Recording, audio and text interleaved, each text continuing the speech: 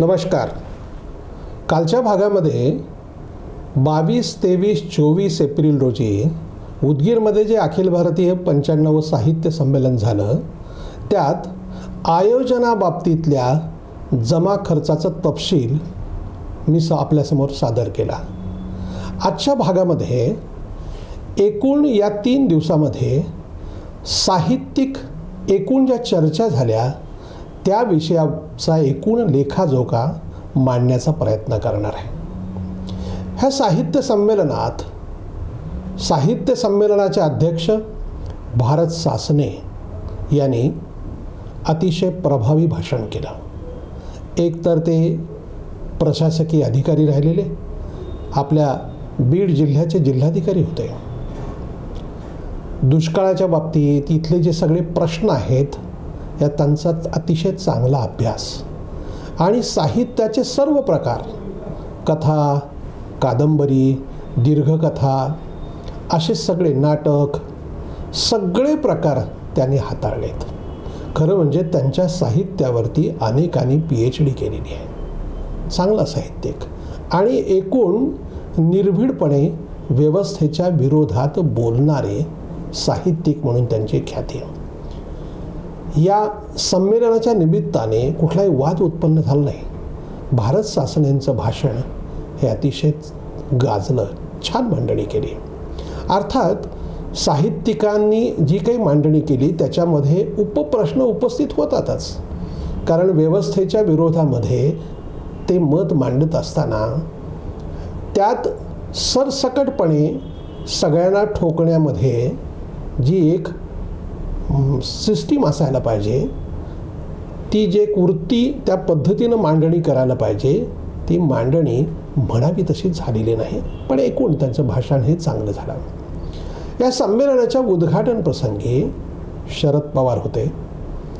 शरद पवारांनी आपल्या भाषणामध्ये हे साहित्य संमेलनामध्ये सर्वाधिक उपस्थित असणारा म्हणून माझी कदाचित नोंद, विक्रमी नोंद ही होईल, अशी मांडणी केली. ते गमतीने जरी म्हटले असले तरी साहित्य संमेलनात सारखं शरद पवारांना बोलवावं वाटतं. त्यातली साहित्य संपदा हे कारण आहे, त्यांचं वक्तृत्व हे कारण आहे, की राजकारणामधलं त्यांचं जे एक स्थान आहे ते स्थान टाळता येत नाही म्हणून त्यांना बोलवलं जातं. याबद्दलही खरं म्हणजे शरद पवार बोलले असते तर चांगलं झालं असतं. त्यांच्या भाषणामध्ये हल्ली प्रोपोगंडा हा जो चालू झालेला आहे आणि विशिष्ट विचारसरणीची मंडळी हे आपला प्रोपोगंडा करत आहेत, माध्यमांना हाताशी धरत आहेत आणि ही लोकशाहीची घंटा आहे, म्हणजे लोकशाही धोक्यात येणारी घंटा आहे, असं विधान केलं. अर्थात आपला तो बाब्या आणि दुसऱ्याचा तो कार्टा, असं आपल्याकडे म्हण आहे. म्हणजे या बाबी तुम्ही इतके वर्ष राजकारणात राहिलात, माध्यमांशी हाताशी धरलेलंच नाही, साहित्यिकांशी हाताशी धरलेलंच नाही. अनेक साहित्यिक तुमच्या दारात पाणी भरतात, हे माहिती आहे ना महाराष्ट्राला. मग असं असताना लोकासांगे ब्रह्मज्ञान आपण कोरडा पाषाण, अशी अवस्था जेव्हा होते ना, तेव्हा लोकांना कळतं ना.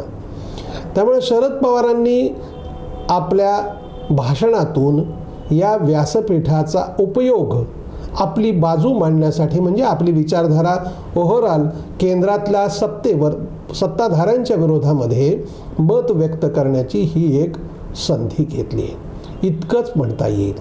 त्यांच्या भाषणामध्ये फार काही मूल्य होती, फार काही संदेश होता असं म्हणता येत नाही.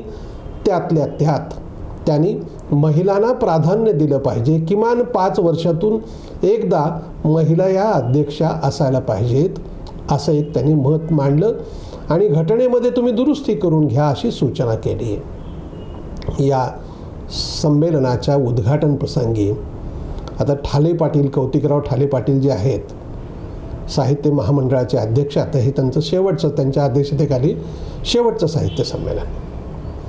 ते वाद उकरून काढण्यामध्ये अतिशय पटाईत असलेला माणूस. या संमेलनाला दामोदर मावजो गोव्यातले ज्ञानपीठ पुरस्कार विजेते साहित्यिक प्रमुख पाहुणे म्हणून उपस्थित. ते व्यासपीठावर आहेत आणि त्यांच्या समोर कौतिकराव ठाले म्हणतात की खरं म्हणजे मराठीमध्ये शेकड्यानी माणसं आहेत आपल्याकडे. अन्य भाषेतल्या लोकांना प्रमुख पाहुणे म्हणून बोलवण्याला माझा व्यक्तिगत विरोध आहे, पण बहुमताने ठराव झाला त्यामुळे बहुमताचा मी आदर करतो आणि त्यामुळे मावजो या ठिकाणी आलेले आहेत. एवढं बोलून ते थांबले नाहीत आणि त्यांनी कोकणी आणि मराठी असा वाद उकरून काढत मराठी ही कशी श्रेष्ठ आहे, कोकणी ही कशी भाषाच नाही आणि कोकणीला गोव्याची राजभाषा केली गेली, ते उत्तरेतल्या एका भाषेला तो राजभाषेचा दर्जा मिळणार होता आणि त्यासोबत दिली गेली अशी एका अर्थाने कोकणीची अवहेलना केली आणि उलट गोव्यामध्ये द्वितीय राजभाषा म्हणून मराठीचा आग्रह सगळ्यांनी धरला पाहिजे अशी सूचना केली. म्हणजे आपल्या घरी बोलवायचं आणि त्या पाहुण्याचा अपमान करायचा.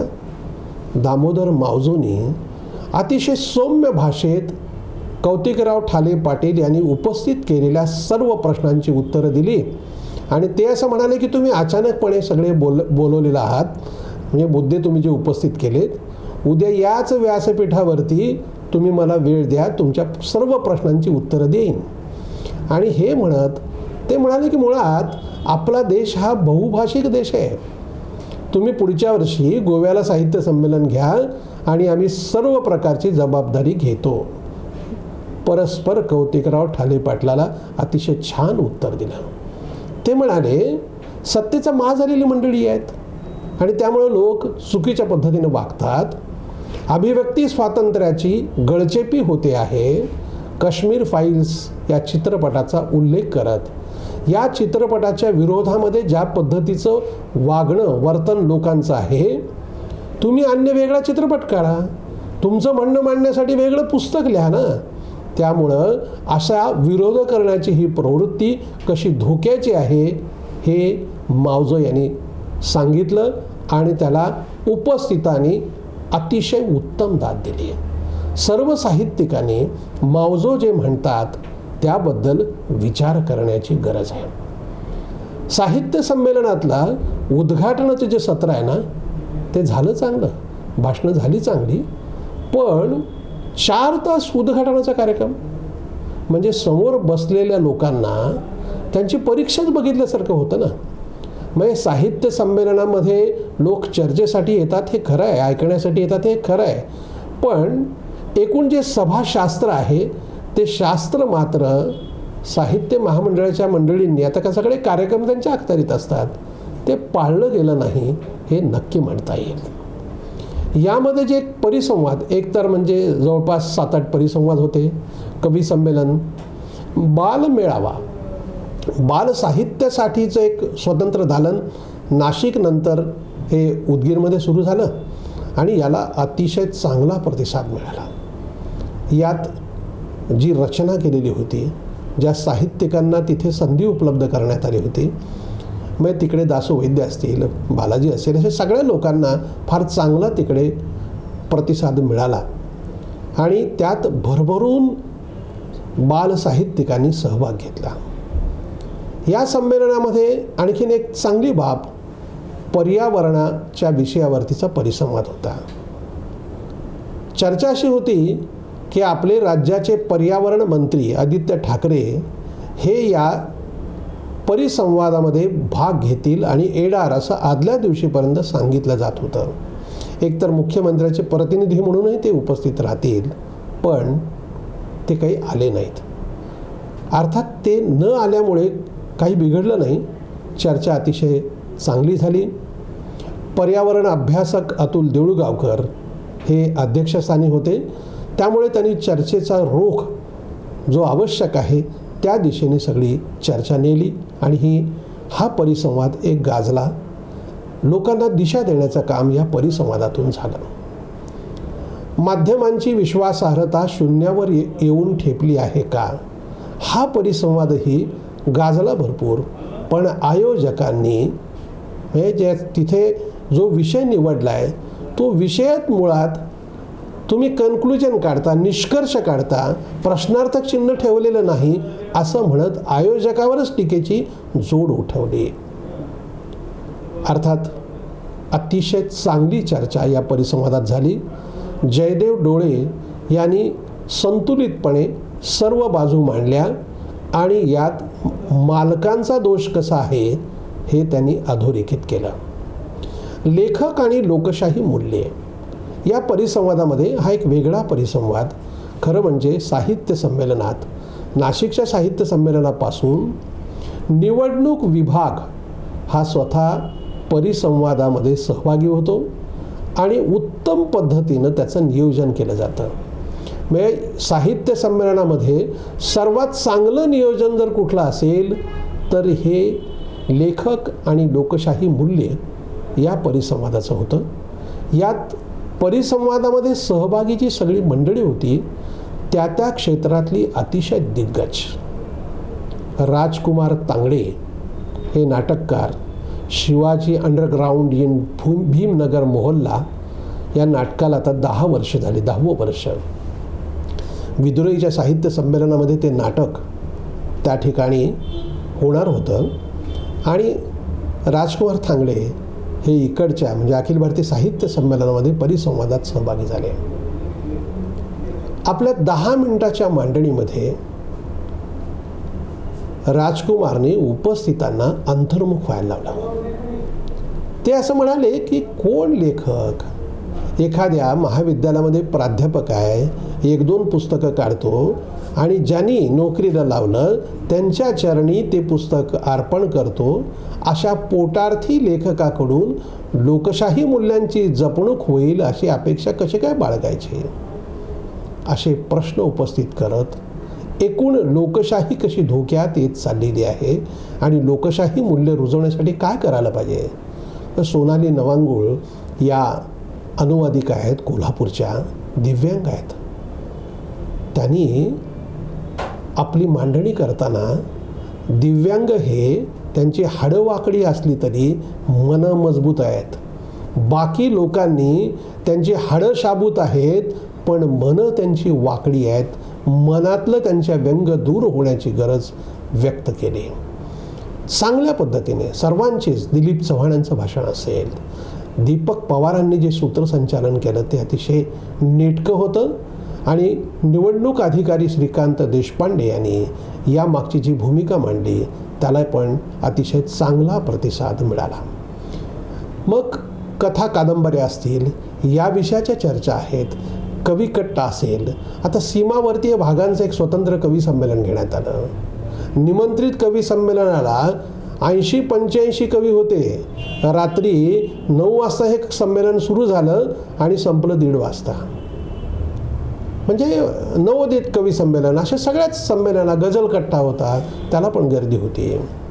संमेलनांमध्ये लोकांची गर्दी होती पण ही गर्दी दर्दींची गर्दी मात्र कमी होती. आता यात साहित्य मंडळाचा दोष नाही म्हणता येणार, त्यासाठीचे जे प्रयत्न व्हायला हवेत तसे प्रयत्न फारसे झाले नाहीत आणि मुळात संमेलनामधून नेमकं काय मिळतं आहे हे पण लोक बघत असतात. त्यामुळं ठेवलेले विषय असतील, त्या अनुषंगिक होणारी चर्चा असेल, याही विषयावरती गंभीरपणे विचार व्हायला हवा. राजन गवस यांची जी प्रकट मुलाखत झाली ती मात्र अतिशय गाजली. सुमारे 1.5 तास राजन गवस यांनी आपला सगळा जीवन प्रवास मांडला. आपल्या काळात लहानपणाची शिक्षणाची अवस्था काय होती, त्यावेळचं कौटुंबिक वातावरण काय होतं, कोणत्या संघर्षामधून आमची पिढी आलेली आहे आणि अगदी शाळेत असतानापासून कविता, कथा याकडे आपण कसं वळलो आणि आपलं जीवन हे कसं प्रगल्भ झालं. त्या काळातल्या शिक्षकांनी जी भूमिका वठवली त्यातनं आपल्याला प्रोत्साहन मिळत गेलं. अशा सगळ्या बाबी त्यांनी सांगितल्या आणि खास करून आत्ताची जी शिक्षण व्यवस्था कोलमडत आहे. मुळात शिक्षकाला जे प्रशिक्षण मिळालं पाहिजे ती यंत्रणाच किडलेली आहे, कुजलेली आहे. ती यंत्रणा दुरुस्त करण्याची गरज असल्याचं गवस म्हणाले. सर्व प्रकारच्या चर्चा अतिशय उत्तम पद्धतीने झाल्या. समारोप जो होता ना, त्या समारोपाच्या वेळेला नितीन गडकरींना बोलवण्यात आलं होतं.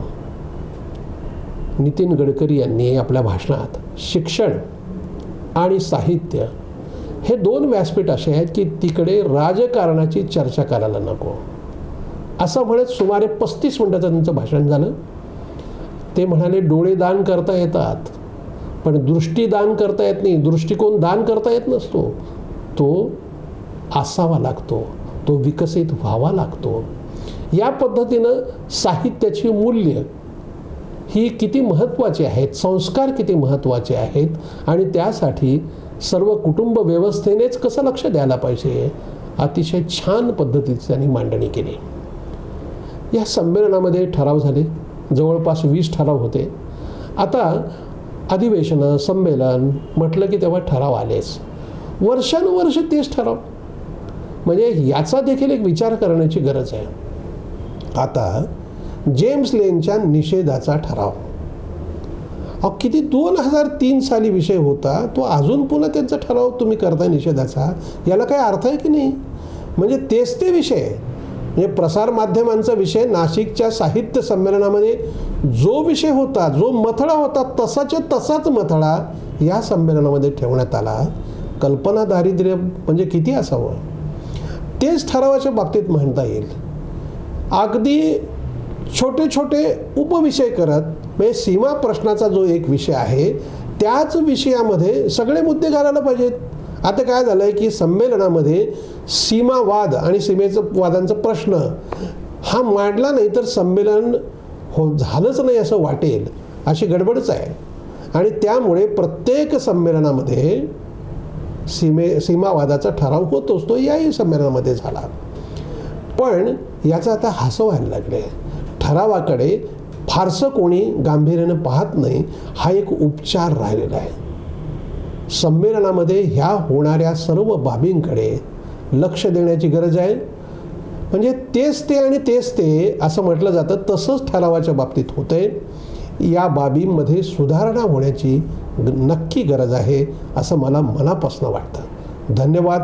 आपल्याला हा जर व्हिडिओ आवडला असेल तर तो लाईक करा, फॉरवर्ड करा व सबस्क्राईब करा.